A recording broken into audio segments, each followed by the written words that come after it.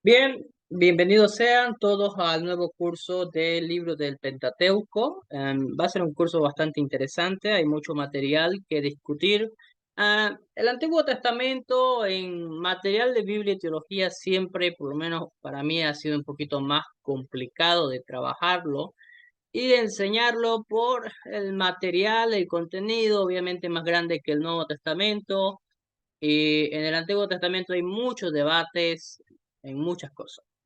Estoy utilizando el libro de Escuela Berea de Global University como materia primaria de las lecciones.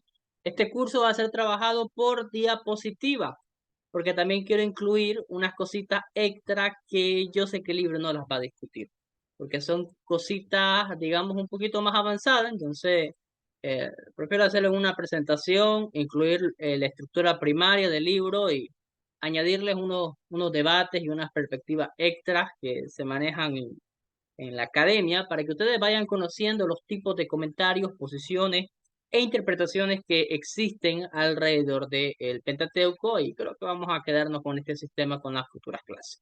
Entonces, bien, hoy vamos a comenzar con una clase introductoria del libro de los comienzos del Génesis y vamos a hablar un poquito sobre la creación. El Pentateuco, como se conoce eh, actualmente siempre en el instituto, fue escrito en el idioma hebreo. Las copias más antiguas de este, que datan de alrededor de 1000 años antes de Cristo, consisten solamente en secciones y trozos encontrados en el rollo del Mar Muerto. Las copias completas más antiguas datan alrededor de 1000 años. En los últimos 1700 años, muchos eruditos liberales de Europa y de los Estados Unidos decidieron que la autoría y la veracidad de la Biblia debería ser tratada de la misma forma que cualquier otro libro humano. Por lo tanto, ellos negaron cualquier voz clara de Dios y cualquier milagro. La enseñanza común de las universidades europeas y de los Estados Unidos es que el Pentateuco contiene historias y, ojito con esta palabra, mito, mitos,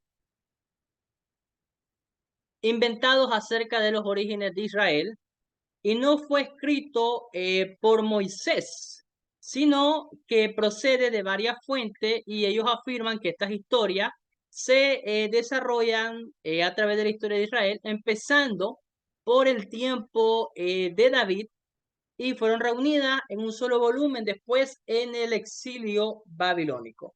Este es un debate bastante denso. Hay un libro que está centrado a refutar estas posiciones. El libro se llama Introducción al Antiguo Testamento, una respuesta evangélica a las críticas liberales, de Gleason Archer. El autor discute todo este tema de las escuelas europeas que cuestionaron la integridad de la Biblia. Ese fue mi libro, cuando yo estudié Antiguo Testamento en la universidad, ese fue mi libro de lectura colateral, del cual yo tuve que hacer un proyecto. Yo creo que terminando la clase les voy a mandar el proyecto para que no tengan que leer un poquito el libro. Quizás no tenga muy buena calidad de escritura, fue uno de mis primeros proyectos que escribí, pero tienen que ser conscientes de algo. Hay libros académicos, o sea, libros, cuando yo digo libros académicos, hermano, estoy diciendo libros que fueron escritos por gente preparada, con gente que tienen un nivel académico de doctores y bueno, personas especialistas en el campo de ciencias bíblicas, de Biblia y teología. Ahora, en el mundo académico, como yo les he venido hablando, hermano, hay para todos gustos y colores. Hay eruditos y académicos que sostienen posiciones liberales, que para ellos, hermano, ser liberal no es algo malo. Para ellos ser liberal es ser de mente abierta y estar comprometido con la verdad. Para nosotros, una perspectiva liberal es alguien que no tiene respeto por la palabra del Señor. Ellos tienen otra connotación de la palabra liberal. Dicho sea de paso, para ellos un fundamentalista conservador, y esas es las posiciones que nosotros abrazamos, que nosotros decimos, bueno, ser conservador es bueno. Para los liberales, ser conservador o fundamentalista es ser de una mentalidad retrasada y cerrada que no admite conocer la verdad. Entonces, en el mundo académico siempre ambos lados se han tirado. en algunas ocasiones de manera honesta y en algunas ocasiones de manera deshonesta. De todos modos, por cuestiones de espacio, les voy a mandar ese proyecto que yo hice, que fue un pequeño estudio tratando de refutar estas ideas liberales, y les voy a mandar ese libro. Debería de habérselos incluido en el Canva, pero me olvidé por completo de la existencia de ese libro, pero de todos modos se los voy a mandar. Es un libro bueno, que por lo menos le va a orientar bastante sobre este debate. Ahora, más allá de posiciones, ¿qué es lo que nosotros creemos? Bueno, nosotros tenemos la posición conservadora y evangélica y creemos que la paternidad literaria, por lo menos en su mayor extensión de contenido, pues pertenece a Moisés. Los liberales y de otras posiciones creen que no. Ellos creen que estas historias se escribieron por el tiempo, oye bien, se escribieron por el tiempo de David y por el periodo del exilio babilónico recién ya se compilaron. Nosotros tenemos una posición un poquito diferente. Fecha. El periodo de tiempo para Moisés y el Éxodo, de la forma como está representado en el libro de Éxodo, es que ya alrededor de 1400, 1280 a.C. Según la mayoría de los eruditos, Egipto fue una nación fuerte con muchos grandiosos proyectos de edificios y victorias sobre otras naciones de Oriente Medio. Era un pueblo religioso con muchos dioses, el más grande de ellos era el dios del sol. La fecha de escritura del Pentateuco nosotros lo tratamos más o menos para esta fecha. Los eruditos liberales, yo les llamo liberales no porque crea que son personas pecaminosas, sino porque es la posición y la connotación teológica que tienen ellos. Ya quiero dejar eso en claro. Entonces los eruditos liberales, en vez de fecharlo en fechas bien atrás, ellos lo datan como para el, si no me equivoco, más o menos entre 550 antes de Cristo. O sea, 500 años de diferencia más o menos. Ellos creen que el Pentateuco fue escrito para el periodo de los reyes. No fue escrito por Moisés. Fue para ellos el Pentateuco y el Génesis fue escrito por este sacerdote, por sacerdote. Que obviamente en la mentalidad de ellos, ellos heredaron por historia, por cultura de sus padres, todas estas historias y finalmente la escribieron. Entonces, hay dos posiciones sobre la autoría del Génesis. La primera, que es la que normalmente nosotros abrazamos, es la afirmación tradicional.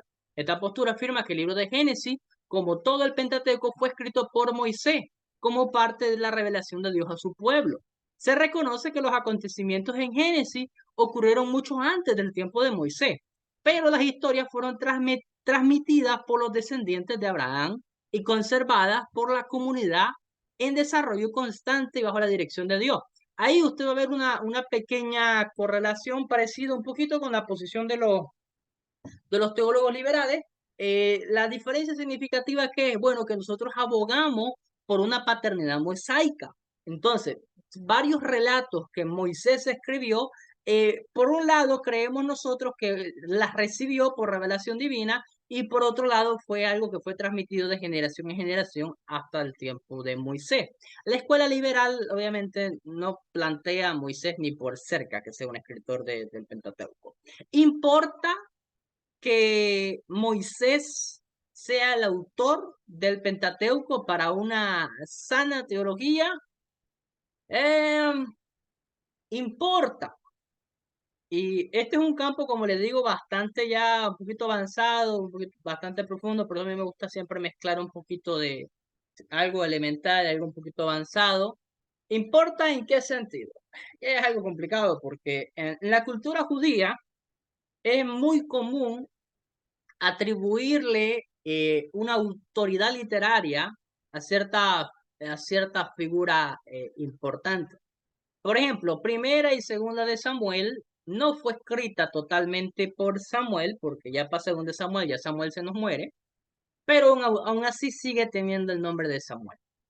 Entonces se pone muchas veces el nombre, no tanto porque el autor lo haya escrito, sino por la importancia del personaje.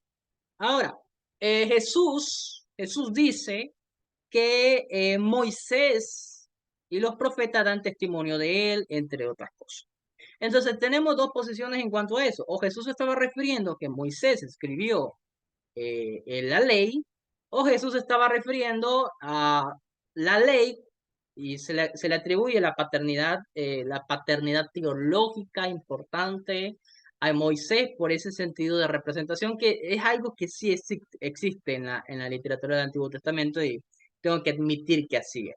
Entonces, en estos dos campos de batalla, por así decirlo, es importante que tengamos claras cuáles son nuestras posiciones, pero al mismo tiempo tenemos que saber escuchar, leer y saber responder. O sea, no es simplemente, no, es que yo no estoy de acuerdo porque no y punto. No, tenemos que fundamentar nuestra respuesta, el por qué no estamos de acuerdo. Normalmente en la iglesia estamos acostumbrados porque no. El punto. Normalmente estamos acostumbrados a dar respuestas bien cerradas, pero este tipo de cosas de verdad meritan un poquito más de justificación. Entonces, Moisés tomó estas historias, inspirado por Dios, las entregó al documento autoritativo que se iba desarrollando conforme a la revelación divina, lo que más tarde nosotros llamaríamos la Torá, la ley o el Pentateuco. La posición liberal se conoce como la hipótesis documentaria. Esta teoría, con sus variantes, porque hay diferentes variantes dentro de esta posición, sostiene que el Pentateuco realmente es una colección de varios documentos de diversos orígenes, tiempos y autores anónimos.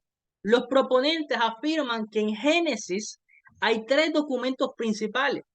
Primero, el llamado Yavista, en el cual consistentemente se usa el vocablo hebreo de Jehová como el nombre de Dios. Su autor se presume pertenecía al territorio sur del reino y fue el autor más antiguo. Un segundo documento es el Eloísta, que usa el vocablo hebreo de Elohim como nombre de Dios y cuyo autor fue influenciado por las predicaciones éticas de los profetas y de fecha posterior al Yavista. Y un tercer documento, que es el PS, el sacerdotal, representa las reflexiones teológicas, los temas de interés del culto, la genealogía y todos los intereses, perdón, esto me está tapando acá, no me deja leer, peculiares de los sacerdotes. En síntesis, ¿qué significa la hipótesis documentaria? Que el Pentateuco, como tal, es una colección de como 5 libros, pero que fueron escritas por gente anónima de diferentes tiempos, muy tardío. Ahora, vuelvo a remarcar, importa esto y alguna persona podría pensar, ay, pero son posiciones, ¿para qué quebrarse tanto la cabeza? No importa, al final de cuentas lo que importa es la palabra.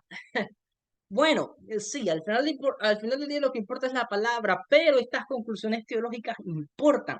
¿En qué sentido? Bueno, que la posición tradicional, si bien busca ser conservador y fundamentalista en cierto sentido, es así porque cree en lo sobrenatural y en lo divino.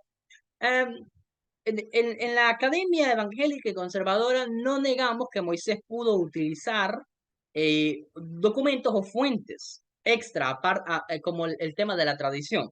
No negamos eso, pero sí abogamos el hecho de que Moisés fue inspirado por el Espíritu Santo y los eventos que Moisés escribió o que están en el Pentateuco son eventos reales, porque creemos en ese elemento sobrenatural.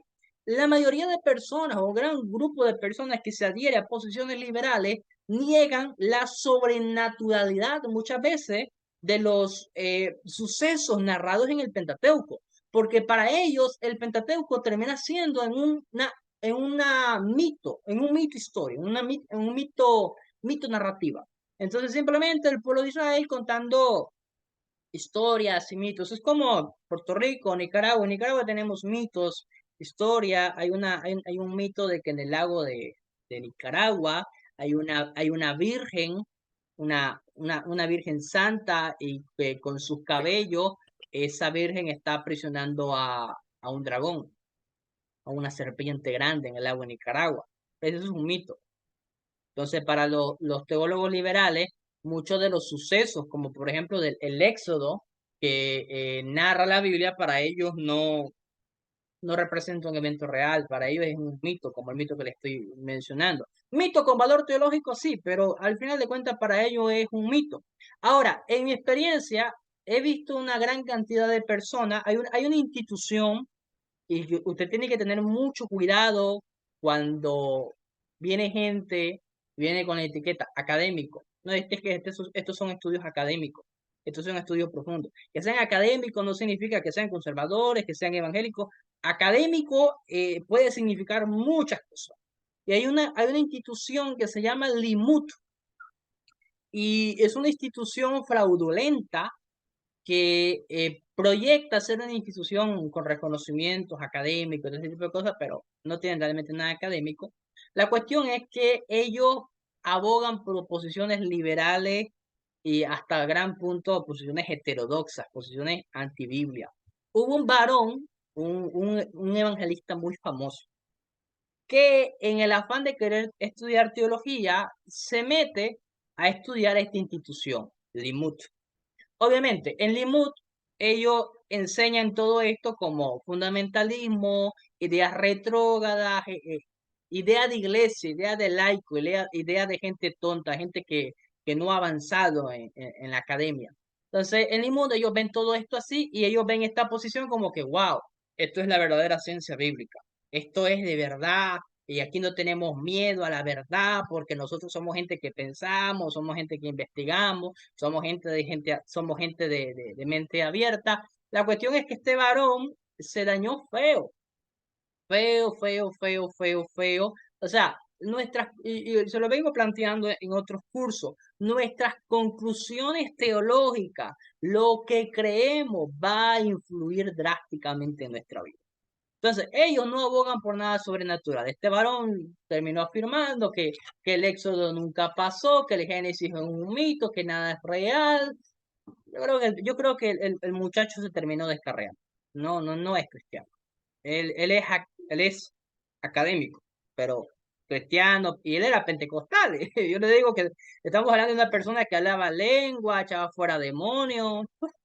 Entonces, ahí es donde yo le doy razón a la gente que ese tipo de teología realmente te apaga el juego, porque es teología heterodoxa, es teología atea, es teología que no cree en el poder de Dios. Entonces, hay que tener cuidado con ese tipo de cosas. Bosquejo del libro de Génesis. Bueno, las principales divisiones de Génesis son las siguientes. Esto es lo normal, como se bosqueja o se estructura el libro.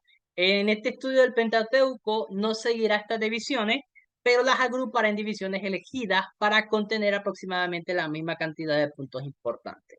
Génesis se divide en dos partes. La primera es del 1 al 11, que es la historia más temprana de todas las cosas de la vida de Abraham, y la segunda parte es del 12 al 50, que ya es la historia del plan de Dios, obrando a través de los patriarcas Abraham, Isaac, Jacob y José.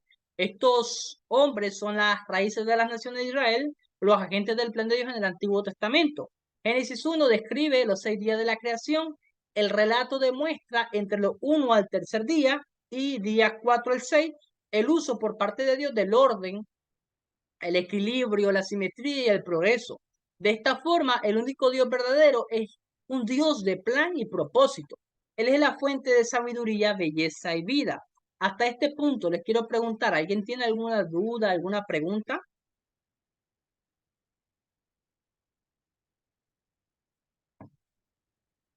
¿Todo, todo claro? ¿No hay dudas? Ok.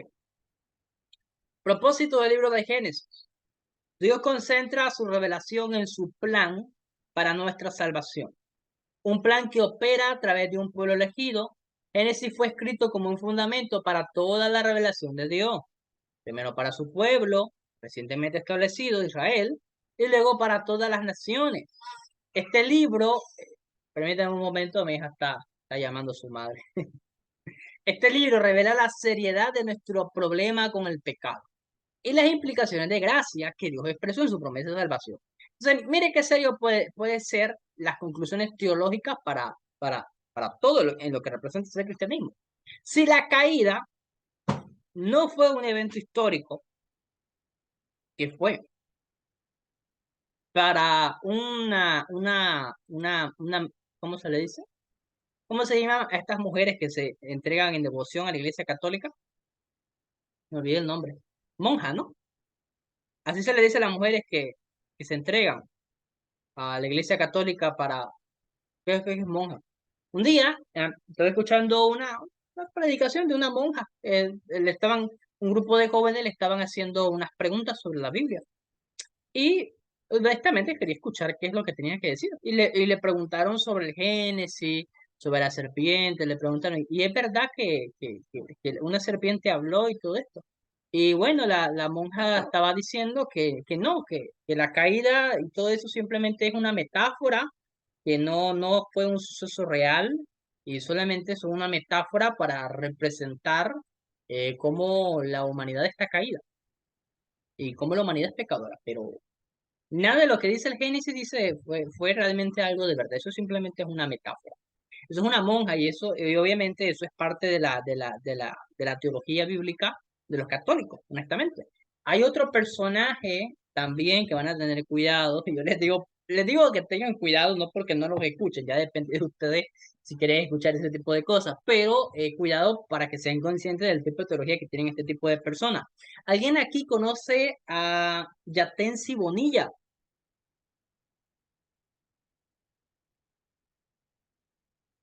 ¿Alguien ha escuchado sobre Yatensi Bonilla? Si no me equivoco, Yatensi Bonilla enseña en el Seminario Evangélico de Puerto Rico. No es puertorriqueño, tengo entendido, creo que es centroamericano. Pero bueno, Yatensi Bonilla es doctor. No sé en qué es su doctorado, honestamente, pero es doctor. Y bueno, él es un poquito famoso porque a veces hace talleres y cursos de exégesis y ciencias bíblicas y muchas veces a la gente pues eso le llama la atención. Y bueno, usted se lo voy a dejar de tarea para que ustedes lo escuchen. Terminando esta clase, vayan a YouTube y pongan Yatensi Bonilla, la serpiente o la caída. Y lo van a escuchar hablar a él. Y lo mismo, Yatensi se adhiere a esta posición liberal de que todo lo que dice el Génesis sobre eso realmente no es algo real, no es algo literal y que simplemente es una metáfora de cómo el hombre pues, ha caído. Pero yo tengo un problema. Si la caída no fue un evento real, entonces Jesús, los apóstoles, yo no veo a Pablo hablando de la caída de Adán como un personaje metafórico. Yo veo que los apóstoles y Jesús lo vieron todo esto como un personaje real. Entonces, yo no tengo ningún problema en reconocer que hay secciones metafóricas en la Biblia. Yo no le tengo miedo a la metáfora o a bueno, no a la alegorización exactamente, pero a la apocalíptica o a lo simbólico. Yo no le tengo miedo a nada de eso, en reconocer que pueden haber porciones de la Biblia que sí son metafóricas y quizás las hemos malentendido como algo literal. Pero sí tengo problema cuando se atropella la autoridad de un suceso, de una historia o de cualquier cosa que es fundamental y es pilar para nuestra teología, hasta el punto de llamarle solamente simbólica. Yo le digo, el campo de la teología bíblica y de las ciencias bíblicas es un mar bien profundo. Ahora, Yates y Bonilla presenta todas sus interpretaciones como que, y es la vista de los liberales. Esto es lo que pensamos los académicos y esto es lo último.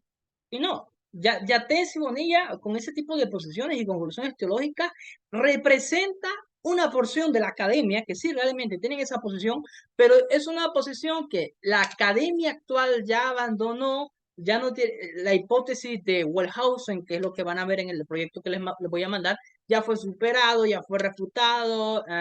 Tenga cuidado cuando alguien quiere proyectarse con la verdad absoluta de, mira, esto es todo y no hay más, no tenés que buscar por otro lado, porque no. O sea, yo puedo decirle con sinceridad de que las posiciones evangélicas, espirituales, podemos decir posiciones santas que hemos buscado sobre la palabra de Dios y nuestras interpretaciones que hemos tenido sobre los sucesos de la Biblia, tienen respaldo académico. O sea, no es solamente interpretaciones que tenemos nosotros, gente sencilla de iglesia, que no tiene formación teológica o algo, no. Tenemos respaldo académico. Lo triste a veces es que no se conoce a veces no se conoce quiénes son los que están del lado de la palabra del Señor, por así decirlo. Teología del Génesis. El libro se escribió tomando en cuenta la premisa de que Dios existe y que Él se reveló en palabra y obra a los antepasados de Israel.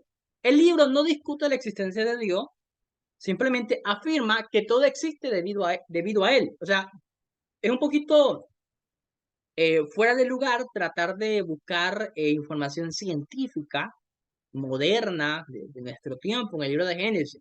Yo he escuchado bueno, a varias personas que se dicen que ellos son teólogos y cositas así, y agarran un capítulo del Génesis y comienzan a interpretar el Génesis y dicen, miren, esto es el Big Bang y el tal día representa tal cosa del Big Bang. Es anacrónico. Ni Moisés, ni la teología del Génesis, ni nada de eso están intentando explicar un proceso científico de cómo fue creado el mundo o de Dios. Simplemente da por sentado de que Dios es el creador de todo. Ahorita vamos a ver un poquito sobre creaciones. El tema central de la teología del Génesis ciertamente es la obra divina de establecer a Israel como el canal para bendecir a las familias de la tierra. Este libro contribuye la introducción del tema principal del Pentateuco, la fundación de la teocracia, que Dios rige toda la creación. Asimismo, presenta los comienzos que están en la base de la fundación de la teocracia, la bendición anunciada de que los descendientes de Abraham vivirán en la tierra prometida. Éxodo presenta la redención de los descendientes de la esclavitud. Al presentar el desarrollo de este grandioso programa divino, dice Génesis, permite al lector comprender la naturaleza de Dios como un Señor soberano sobre todo el universo, el que mueve el cielo y la tierra para establecer su voluntad. Él desea bendecir a la humanidad, pero no tolera desobediencia e incredulidad. A través de esta revelación, el lector aprende que sin fe es imposible agradar a Dios. La creación del mundo. Todos se han preguntado acerca de la creación del mundo. Génesis presenta la revelación de Dios acerca de sus orígenes. Nosotros necesitamos distinguir entre las verdades importantes que Dios está presentando aquí y las curiosidades que no son tan importantes. Creado por su palabra, creó todas las cosas por su palabra, estableciendo un comienzo real para todo, excepto para él mismo. Otras religiones antiguas del cercano oriente, así como algunas teorías científicas modernas, no enseñan un comienzo real, sino proponen que la materia ha existido siempre. Sin embargo, Dios creó el universo con su palabra. El hombre ha ideado numerosas teorías intentando explicar el origen del universo y la vida como la conocemos. Tales teorías incluyen el Big Bang, al que algunos científicos atribuyen el comienzo de todo. Uno debe preguntar qué existía antes del Big Bang. ¿De dónde vino todo? Bueno, Génesis y otros pasajes bíblicos contestan a eso. Por la fe entendemos haber sido constituido el universo por la palabra de Dios. De modo que lo que fue hecho de lo que, perdón, de modo que lo que se ve fue hecho de lo que no se ve. Creado por su plan, Dios creó todas las cosas de acuerdo a su buen plan, no por casualidad. Su creación abarcó la belleza de la simetría y el equilibrio. Al declarar que todo era bueno, Dios estaba diciendo que la creación funcionaba como Él se lo propuso y cumplía sus propósitos satisfaciendo sus expectativas y complaciéndole. Originalmente todo estaba en armonía con Dios y cumplía sus propósitos, beneficiando a toda la creación. La descripción de los actos de Dios en Génesis 1 concuerda con nuestras observaciones del universo natural. Este es estéticamente agradable y se rige por leyes físicas constantes, con las cuales podemos trabajar y usar completamente. Dios no dejó que las cosas se desarrollaran simplemente por casualidad, sino que Él estableció las leyes de la naturaleza en movimiento. Y de esta forma, Él no interviene en cada detalle funcional del universo. Esto quiere decir que alguna forma de desarrollo evolutivo no es automático, contrario al Dios de la Biblia. Creación del hombre. Las preguntas más grandes de la humanidad son acerca del origen del ser humano y cómo nos relacionamos con Dios.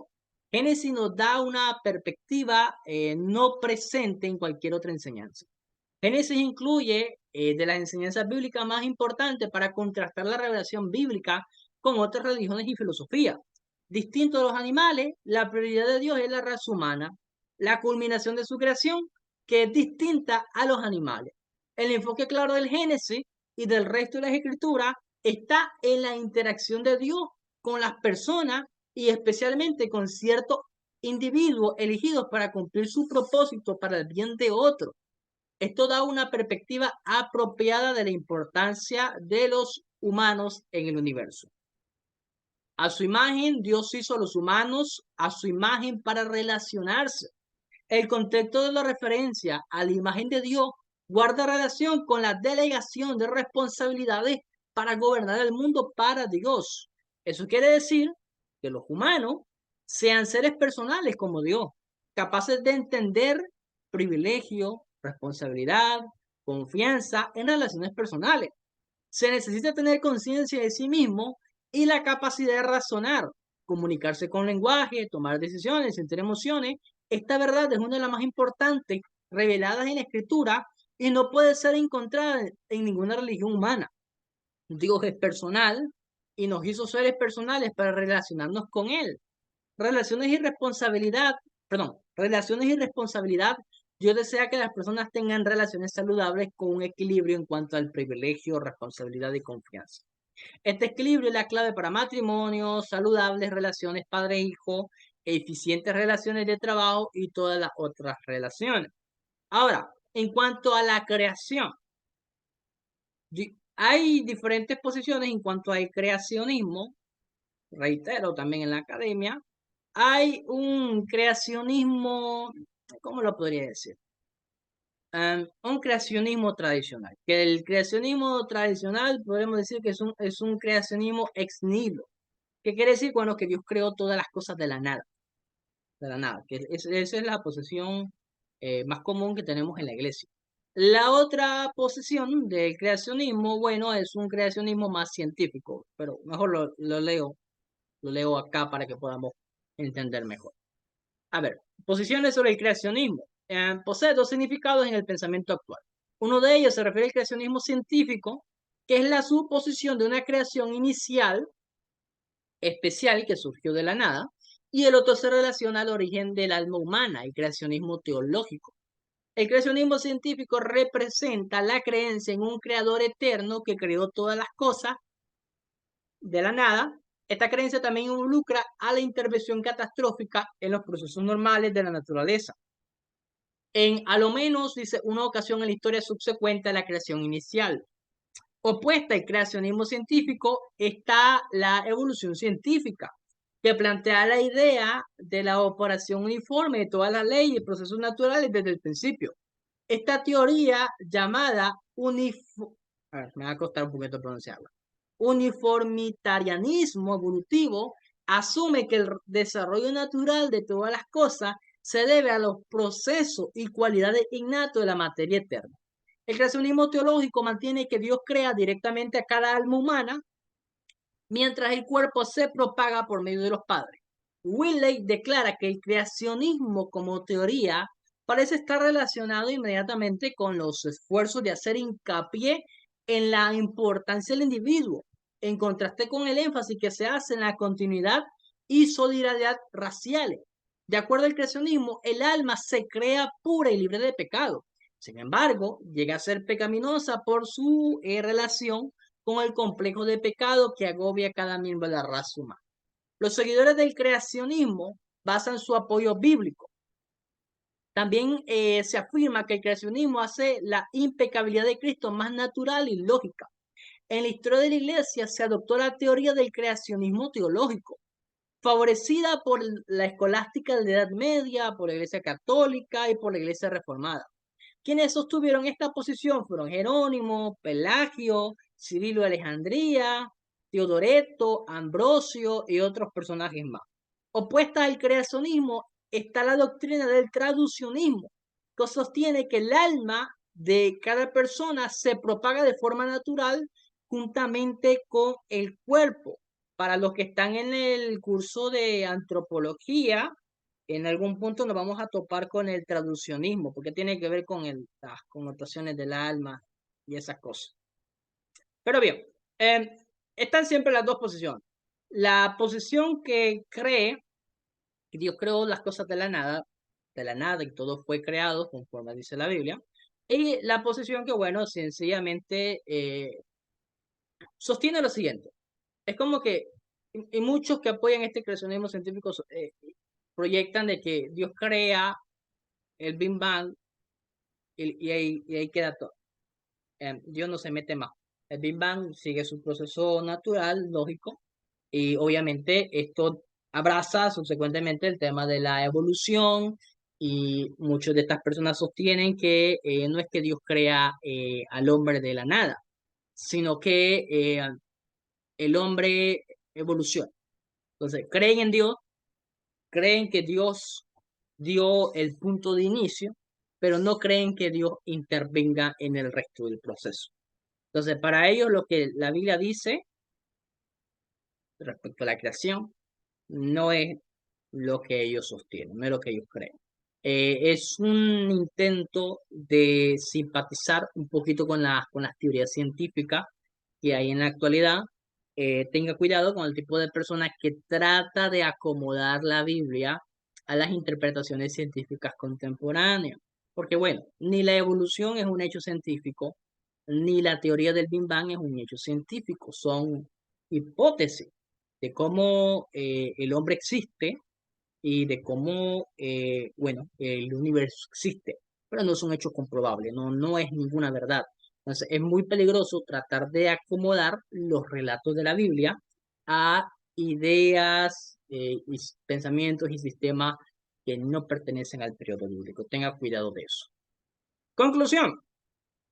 Siguiendo un poquito el relato del Génesis, Dios usa el pronombre plural de nosotros en Génesis 1 como un antiguo rey lo haría. Él no estaba esperando que Israel entendiera la Trinidad, como Deuteronomio 6:4 muestra posteriormente, el enfatizar que el Señor es uno. Sin embargo, su uso de esta palabra deja abierta la puerta a la unidad plural en Dios, porque la misma palabra para uno es usada acerca de Adán y Eva, marido y esposa, llegando a ser uno. No dejaron de ser dos personas distintas. De esta manera, ellos podrían haber entendido algo de la unidad plural. Necesitamos apreciar la grandeza de ser hechos a la imagen de Dios, de ser hombres y mujeres. Deberían mostrar el respeto para toda la vida humana y honrar el matrimonio y la familia. Bueno, hasta ahí concluimos la lección de hoy. ¿Alguien tiene alguna pregunta, alguna duda?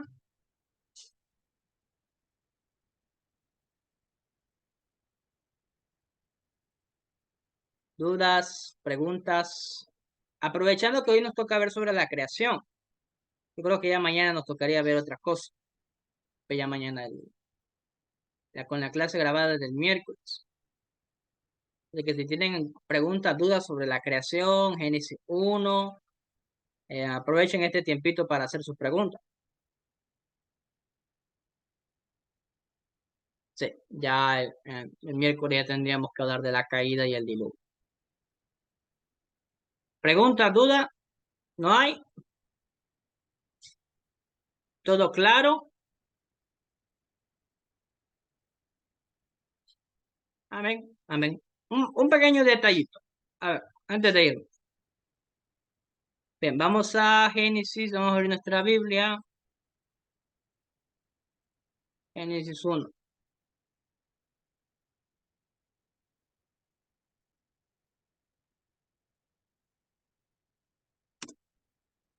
Ok. Espíritu de Dios. ¿Dónde dice dijo Dios? Dice entonces Dios, produzca, dijo, hagamos. Hagamos shalom. Ok. Y dijo Dios.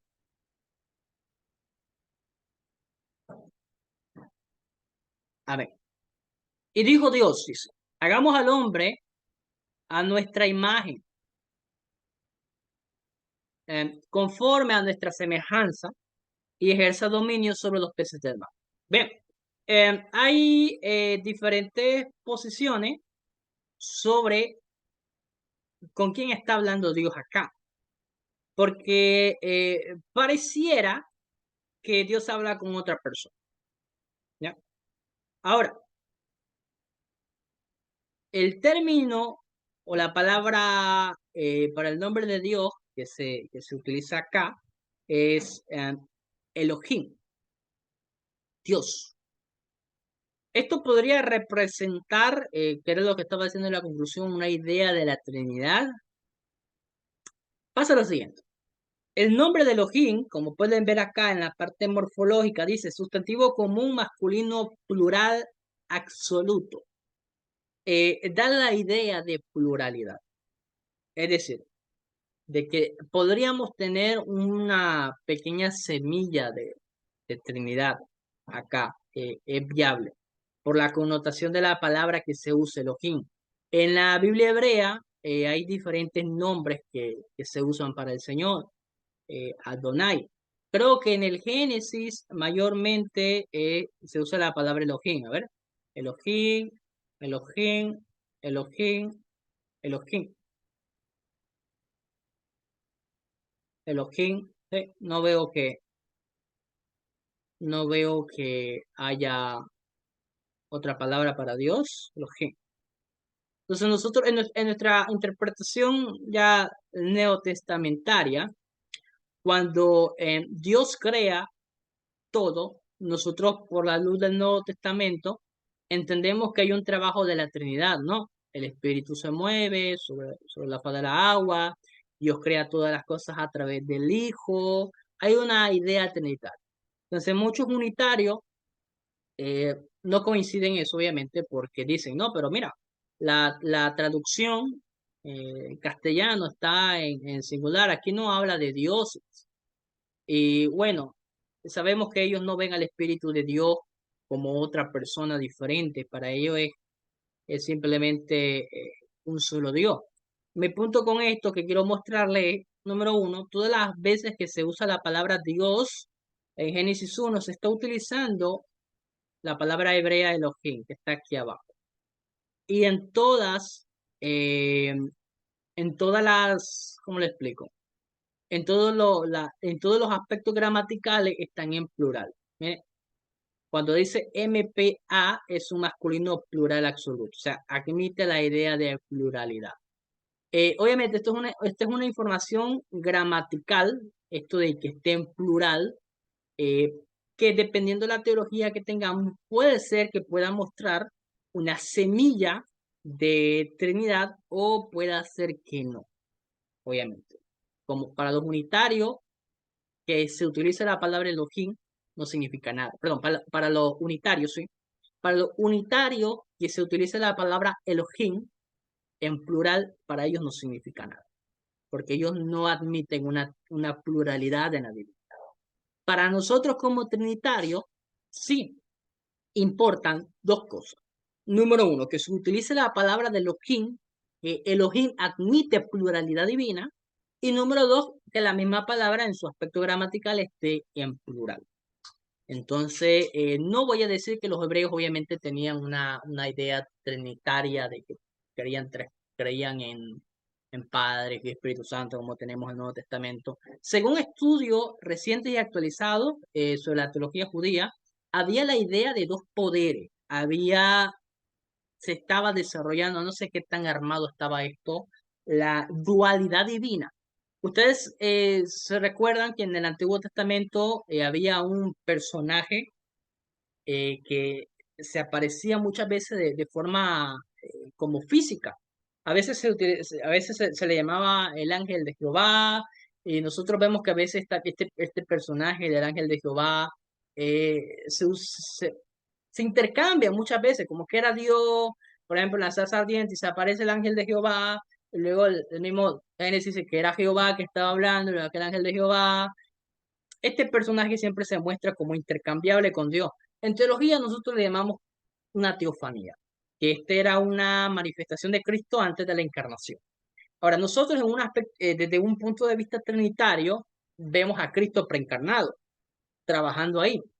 Como los judíos, obviamente no tienen nada de este concepto de Jesús, ni Trinidad, ni nada, ellos desarrollaron una teología que es una dualidad. O sea, creían en Dios, pero también creían en un solo Dios, en la unidad de Dios, pero creían que habían como que dos poderes, uno en el cielo que estaba allá y uno aquí en la tierra que se manifestaba, estaba presente, hacía presencia real por todas estas manifestaciones de este personaje, por lo visto divino, ¿no? Bien, entonces quería dejarles eso ya para la conclusión, ese detalle.